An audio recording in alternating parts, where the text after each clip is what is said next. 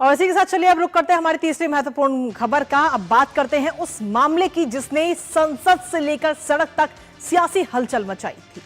वो रिपोर्ट जिस पर महीनों तक विपक्ष ने सरकार और अदानी को घेरा, सालों तक आरोपी के आंधी चली आरोपों पर और साथ ही शेयर बाजार हिला, राजनीति गरमाई, लेकिन अब सच सभी के सामने है। जी हां, हिंडनबर्ग केस में सेबी की रिपोर्ट अब आ चुकी है जिसमें सेबी ने अदानी ग्रुप को, अदानी समूह को क्लीन चिट दे दी है, जिसके बाद लंबे समय से जारी विवाद और आरोपों पर अब विराम लग चुका है। और क्लीन चिट मिलने के बाद ही गौतम अदानी ने सोशल मीडिया पर एक पोस्ट करते हुए लिखा कि सत्यमेव जयते।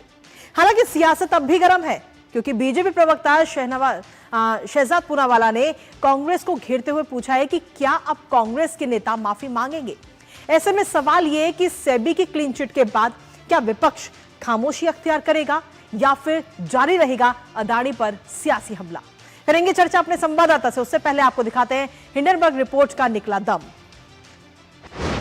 जी हां, हिंडनबर्ग रिपोर्ट जो है वो बिल्कुल बेदम निकली है और अदानी समूह के खिलाफ दायर केस जो था उसका निपटारा अब किया गया है और एकदम अदानी ग्रुप को जो है वो क्लीन चिट मिल चुकी है। हिंडनबर्ग के जो तमाम दावे थे उन पर सेबी ने अपना फैसला सुना दिया है और अदानी ग्रुप को क्लीन चिट इस वक्त सेबी की तरफ से दी गई है, जिसको लेकर कहा गया कि अदानी समूह पर लगे आरोप सिद्ध नहीं हुए हैं और अदानी ग्रुप को पूरी तरह से क्लीन चिट दे दी गई है। साथ ही आपको बता दें कि चेयरमैन गौतम और साथ ही राजेश अदानी दोष मुक्त हुए हैं। अदानी ग्रुप की जो कंपनियां हैं उन पर जो केस लगा था वो केस भी सभी खत्म कर दी गई। इसके साथ ही अदानी पोर्ट्स, अदानी पावर, एडिकॉप भी इस समय दोष मुक्त है। अदानी समूह के शेयरों में भी जबरदस्त तेजी इस समय देखने को मिल रही है क्योंकि सेबी की तरफ से जैसे ही फैसला आया उस फैसले के बाद से ही शेयर मार्केट भी झूम उठा, जिसमें शेयर मार्केट की जब हम बात कर रहे हैं तो Adani enterprises, Adani power, Adani green energy, Adani total gas और अदानी पोर्ट्स, ये सभी शेयर हरे निशान के साथ नजर आए। अदानी ग्रुप के शेयरों में जबरदस्त उछाल आज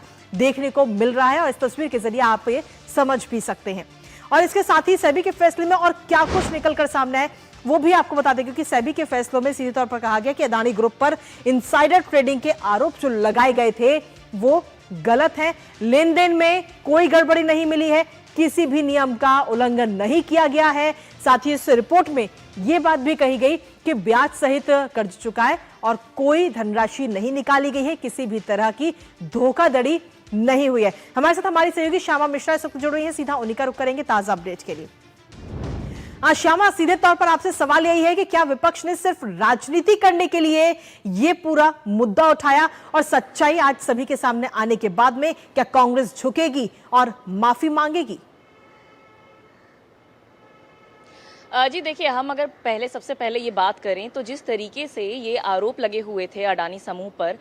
इतने साल के इस एग्जॉस्टिव फाइंडिंग्स के बाद में पूरा एक तरीके से जो इन्होंने जांच किया है securities exchange board of India ने, सेबी ने, वो आज ये बता दिया है, यानी कि कल में वो अपने रिपोर्ट में उन्होंने बता दिया है जो मेन आरोप थे उसमें से अडानी समूह एक तरीके से पूरी तरीके से निर्दोष है। यानी कि यहाँ पर हम बात कर रहे हैं कि माइलस्टोन और रहवार ये दो कंपनीज थे जिनके थ्रू पैसे को रीरूट किया गया था। ये बात तथ्य में आई हुई है कि रीरूट की गई थी, लेकिन ये गवर्नेंस की इशू नहीं थी तब, क्योंकि अप्रैल 2023 में लिस्टिंग इश्यूज को निकाला गया था या डिस्क्लोजर जो रेगुलेशंस थे उन्हें लगाए गए थे, यानी कि उसके पहले ये कहीं भी इलीगल नहीं पाया गया था और साथ ही जो निवेशक हैं उन्हें भी कोई हार्म नहीं हुआ है, इस बात को क्लियर किया गया है। अब आप देखें एक लॉन्ग टर्म में तो जिस तरीके से जब ये आरोप लगाए गए थे एकदम से कांग्रेस कूद पड़ी थी हिंडनबर्ग को लेके, इस रिपोर्ट को लेके कि ये एक पत्थर की लकीर है। इन्होंने अडानी समूह पर, भारतीय जनता पार्टी पर, गवर्नमेंट पे, पूरे देश के ऊपर में एक तरीके से अटैक करना इन्होंने शुरू कर दिया था बिना इसे जांचे कि क्या हिंडनबर्ग जो इस पूरा मामला है ये इसमें कोई तथ्य है भी या नहीं है, और ना ही ये रुके हुए थे कि कोई जो एक तरीके से फाइंडिंग होगी उसके लिए भी नहीं रुके ये।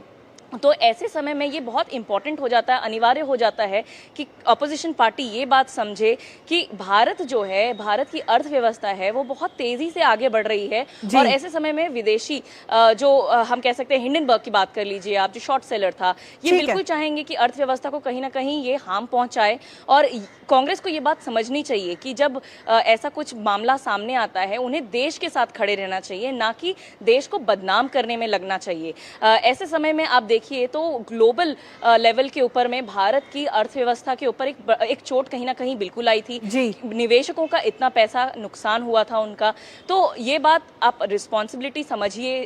ऑपोजिशन पार्टी को। ये ज़रूरी है कि वो अपनी जिम्मेदारी समझें कि एक तो तथ्य आप निकालें इस चीज़ में, इस आरोप में जो विदेशी एक इंस्टीट्यूशन या ऑर्गेनाइजेशन लगा रहा है, और अब जबकि ये मामला सामने आ चुका है, साफ हो चुका है, फिर से ज़रूरत है ऑपोजिशन पार्टी को, कांग्रेस को, कि वो अपनी जिम्मेदारी निभाएं और जनता के सामने आके इस बात को कबूल करें कि उन्होंने उस समय में जल्दबाजी कर दी थी और भारत के अर्थव्यवस्था को चोट पहुंचाने का उन्होंने काम किया था। और एक तरीके से आगे आने वाले समय में ये बात का भी ध्यान रखें कि अगर कोई ऐसी बात आती है, ऐसे आरोप लगते हैं भारतीय अर्थव्यवस्था पर, तो उसकी जांच बिल्कुल करें, क्योंकि दो पार्टीज के बीच में अनबन होना या एक